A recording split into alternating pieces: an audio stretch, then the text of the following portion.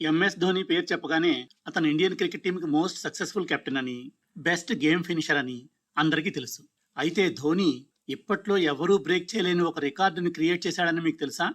International క్రికెట్లో టెస్టుల్లోనూ, వన్డేలోనూ, టీ20ల్లో మూడింట్లోనూ కలిపి 195 stumpings చేశాడు. వాటిలో 38 స్టంపింగ్లు టెస్ట్లోనూ, 123 ఓడిఐల్లోనూ, 34 టీ20ల్లోనూ.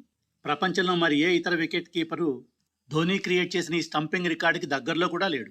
రెండో ప్లేస్లో చెప్పుకోవాలంటే Sri Lankan wicket keeper Kumar Sangakkara 139 స్టంపింగ్స్తో రెండో స్థానంలో ఉన్నాడు. మెరుపు వేగంతో స్టంపింగ్ చేసి ఎందరో బ్యాట్స్మెన్ అవుట్ చేశాడు ధోని. అందుకే ధోనిని safest hands behind the wickets అని కూడా అంటారు. సో రికార్డులున్నది బ్రేక్ చేయడానికే అనే సామెతని ధోని తప్పని నిరూపించాడన్నమాట. ధోని క్రియేట్ చేసిన ఈ స్టంపింగ్స్ రికార్డుని ఇప్పట్లో ఎవరు బ్రేక్ చేసే ఛాన్సులే లేవు. That is Dhoni.